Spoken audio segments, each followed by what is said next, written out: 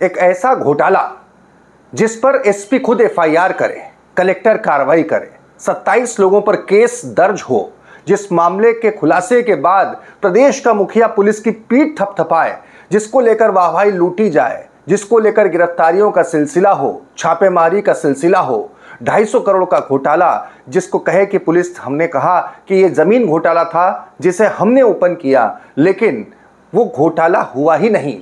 ये सारे आपराधिक प्रकरण शून्य घोषित हो जाएं हाईकोर्ट में, और उल्टा इसकी जांच करने वाले, इस पर एफआईआर करने वाले एसपी, कलेक्टर और इन्वेस्टिगेशन ऑफिसर, उस वक्त की डीएसपी पर 50,000 रुपए का जुर्माना लग जाए। आप सोच रहे होंगे कि ये आखिर कहां हुआ है।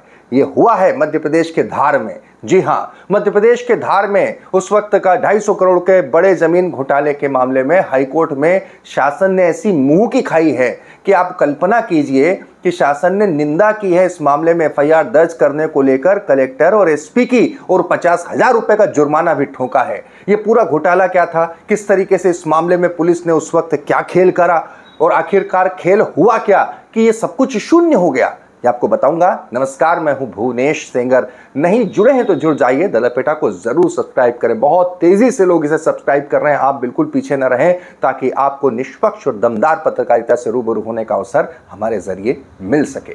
तो बात करते हैं। बात है दरअसल 28 नवंबर 2021 महू के निवासी जयसिंह के रिपोर्ट को फरियादी बनाते हुए एक रिपोर्ट दर्ज की जाती है, जिसमें कहा जाता है कि 250 करोड़ का सेंट टेरेसा जमीन घोटाला मध्य प्रदेश के धार में। इस 250 करोड़ के घोटाले को लेकर उस वक्त के SP Aditya Pratap Singh, investigation officer Yashasvi Shinde, ये आप देख रहे हैं, कलेक्टर उस वक्त थे पंकज जैन। हुआ क्या, जमीन घोटाला क्या था? दरअसल ये जो जमीन थी, ये राजस्व में जो जमीन सर्वे थे उसमें मगजपुर के नाम से दर्ज थी, और ये धार स्टेट ने दान करी हुई थी। तब ये आरोप लगाया गया कि ये इतनी बड़ी ज़मीन, 250 करोड़ की ज़मीन को फर्जी दस्तावेजों के जरिए हेर फेर करके बेच दिया गया। मुख्य आरोपी बनाया गया सुधीर जैन को, वो तो तब से लेकर अब तक फरार। और फिर इसके बाद इसमें बहुत सारे नाम थे, जिन महिलाओं के नाम से रजिस्ट्री हुई उनके नाम थे, परिवार की महिलाओं के नाम थे। इस मामले में हाईकोर्ट ने जो फैसला दिया है वो आयुषी और सरिता जैन की रिट पर दिया। बताया तो ये जाता है कि उस वक्त इस पूरे मामले को लेकर गिरफ्तारी, छापेमारी, उससे बचने और न बचने को लेकर पुलिस ने बड़ा खेल किया। वो खेल आप समझ जाते हैं, अब बोलने की ज़रूरत नहीं कि क्या खेल होता है। लेकिन आखिरकार हुआ क्या? क्योंकि आप ज़रा कल्पना कीजिए कि जिस मामले की जांच डीएसपी लेवल की ऑफिसर कर रही हो, एसपी डायरेक्ट उस मामले की निगरानी कर रहे हो, इस मामले में कलेक्टर ने कार्रवाई की हो, एसपी ने बाकायदा एफआईआर दर्ज की हो, ये पूरा मामला जब हाईकोर्ट पहुंचा तो हाईकोर्ट में ये मामला दम तोड़ गया। हाईकोर्ट ने इस आपराधिक प्रकरण को ही शून्य घोषित कर दिया, यानी कोई घोटाला हुआ ही नहीं, घपला हुआ ही नहीं। पुलिस की, एसपी की निंदा की। इतना ही नहीं, उस वक्त के एसपी आदित्य प्रताप सिंह, कलेक्टर पंकज जैन और इन्वेस्टिगेशन ऑफिसर डीएसपी पुलिस की यशस्वी शिंदे, तीनों पर संयुक्त रूप से 50,000 का जुर्माना लगाया है। क्या कहा है माननीय हाईकोर्ट ने, वकील साहब की जुबानी सुनते हैं। माननीय उच्च न्यायालय ने सेंट टेरेसा मामला, जिसको कथित तौर पर कहा जा रहा है, उस मामले में माननीय उच्च न्यायालय ने संपूर्ण एफआईआर शून्य मानी है। माननीय उच्च न्यायालय ने टिप्पणी करते समय ये ठहराया है कि जिस अजनबी अपराधी की शिकायत पर ये एफआईआर हुई है वो स्वमेव अपराधी है, उसके ऊपर 10 अपराध पंजीबद्ध हैं। पुलिस की ये कार्य प्रणाली को माननीय उच्च न्यायालय ने मेलाफाइड ठहराया है और संदेहास्पद बताया है कि जो अपराधी जिसके ऊपर 10 अपराध पंजीबद्ध हैं, उसकी शिकायत पर आपने कुछ 10 महिलाओं को, जो वरिष्ठ महिलाएं हैं जिनकी उम्र 70 वर्ष है, उन महिलाओं को आपने जेल में डाला, उन्हें गिरफ्तार किया। ऐसी गिरफ्तार करना आपका अवैधानिक है।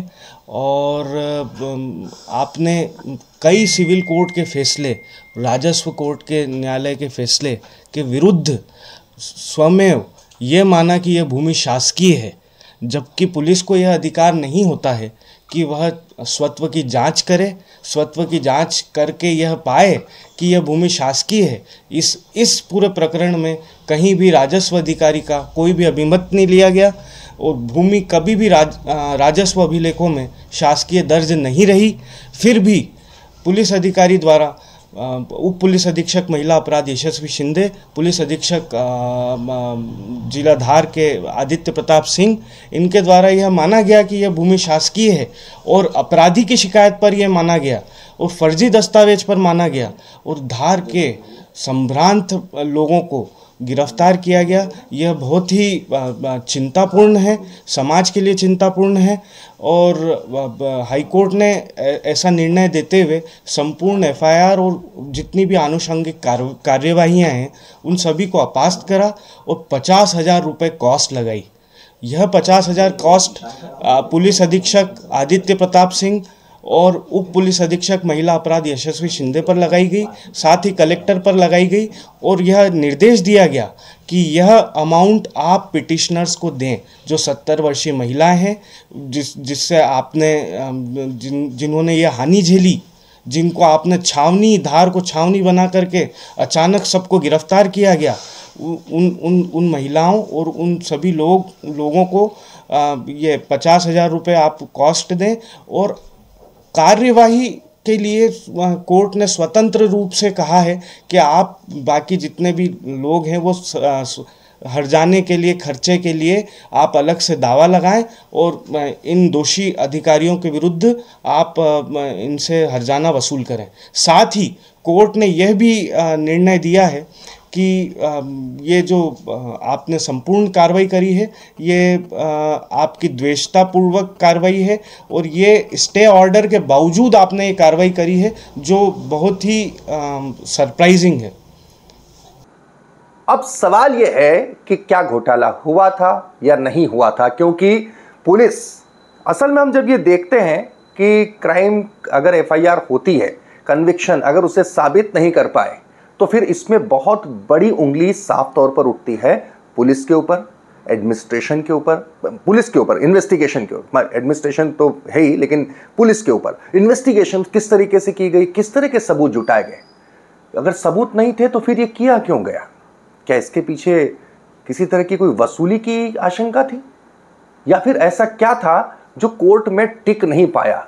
ये तमाम बातें, लेकिन 14 पेज के इस जजमेंट में हाई कोर्ट ने निंदा करी है पुलिस की कार्रवाई की, कलेक्टर की कार्रवाई की। और पुलिस के एसपी उस वक्त के आदित्य प्रताप सिंह, मौजूदा जबलपुर के एसपी और एसपी थे वर्तमान में, और कलेक्टर पंकज जैन उस वक्त के, और यशस्वी शिंदे, तीनों पर 50,000 का जुर्माना भी ठोका है। धार के जो लोग हैं वो बहुत बखूबी जानते हैं। हमारी खबर को देखें तो कमेंट में ज़रूर लिखें कि इस मामले में आखिर क्या खेल हुआ था। ये प्लेटफॉर्म आप ही का है, आप भी कमेंट लिखेंगे तो उस दुनिया को देखेगा।